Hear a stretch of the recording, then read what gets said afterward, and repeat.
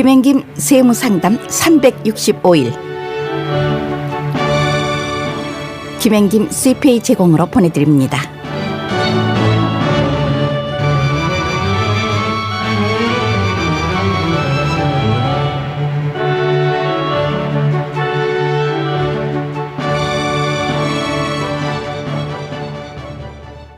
안녕하세요. 김행김 세무상담 365일 김윤중, 김홍중, 김덕중입니다. 소셜 번호가 없으신 분들이 세금 보고를 하시기 위해 받으신 ITIN 번호에 대한 규정이 바뀌었습니다. 새로운 규정에 해당되는 번호를 갖고 계신 분에 대한 갱신 절차가 2016년 10월 1일부터 시작되었습니다. 이 규정은 ITIN을 받으신 후 최근 3년 동안 이 번호를 사용하여 한 번도 세금 보고를 하시지 않았거나 2013년 이전에 ITIN을 발급받으신 분들에 대한 갱신 규정입니다. 2011년 1월 1일에 만료되는 ITIN을 보유한 납세자가 갱신을 하지 않은 상태에서 세금 보고를 하시면 리펀을 받는 날짜가 지연이 될 것이고 어쩌면 차일드 텍스 크레딧이나 아메리칸 아퍼튜니티 텍스 크레딧 같은 텍스 크레딧을 ITIN을 갱신하기 전까지는 받지 못한다는 것입니다. 이러한 ITIN 변경은 2015년 12월 의회에서 Protecting Americans from Tax Hike 법에 의해서 통과되었습니다. 2016년 세금 보고를 할 필요가 없는 ITIN 수지자들은 갱신하실 필요가 없습니다.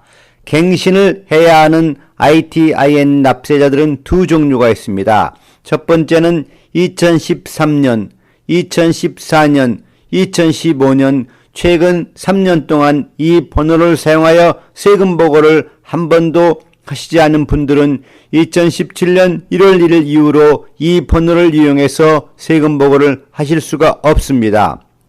2016년 10월 1일부터 갱신이 시작되었고 2016년 세금 보고를 위해서는 반드시 갱신을 하셔야 합니다.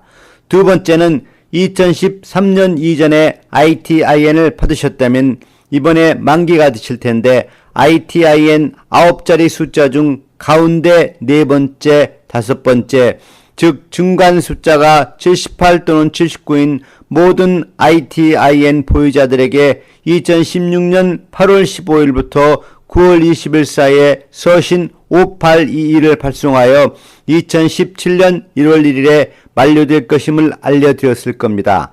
가운데 숫자가 78, 79가 아니신 ITIN 수지자분들은 아마 나중에 만료 날짜에 따라 통지를 받으실 겁니다. 앞서도 말씀드렸지만 ITIN 소지자들 중 세금 보고를 할 필요가 있는 분들만 ITIN을 갱신하시면 됩니다. 다른 분들은 별도 조치가 필요 없습니다. ITIN을 갱신하시려면 폼 W7을 작성하셔서 ITIN 애플리케이션과 필요한 다른 서류들과 함께 제출하시면 됩니다. 변경된 규정에 의하면 ITIN을 갱신할 때에는 W7만 제출하시고 세금 보고는 첨부 안 하셔도 됩니다. 업데이트된 W7 양식과 지침은 최신 버전 Revenue 9-2016을 사용하시기 바랍니다.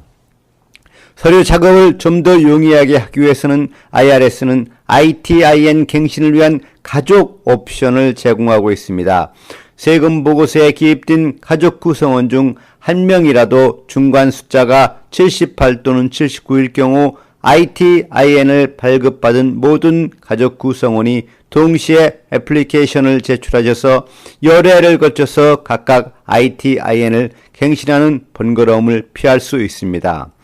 2016년 10월 1일부터는 캐나다, 멕시코 혹은 해외 주둔 군인의 부양가족을 제외한 외국에서 온 부양가족의 스탠드 언론 서류로서 입국일이 없는 여권은 인정을 받지 못합니다. 입국일이 없는 여권을 가진 부양가족은 추가적인 서류로 6세 미만의 부양가족의 경우 미국 의료 기록을 또는 18세 미만의 부양가족의 경우 미국 학교 기록을 여권과 함께 제출해야 합니다. 18세 이상의 부양가족은 신청자의 이름과 미국 주소가 기입된 임대료 또는 은행 거래 내역서 또는 공공요금 고지서를 그들 여권과 함께 제출할 수 있습니다. 이 ITIN은 오직 세금 보고 목적으로만 사용되지 다른 목적으로는 사용할 수 없습니다. 또한 ITIN은 미국에서 일할 수 있는 권한을 부여하는 것이 아니며 소셜 시큐리티 베네핏을 받을 수 있다든가 언더 인컴 텍스 크레딧을 받을 수 있다는 것은 아님을 알려드립니다. 다른 외부의 세금 관련 기관이나 이민국의 유해한 식별 번호가 될 수는 없습니다. 더 자세한 사항과 궁금한 점이 있으시면 김행김 회계법인 425-223-5577로 문의하여 주시기 바랍니다. 감사합니다.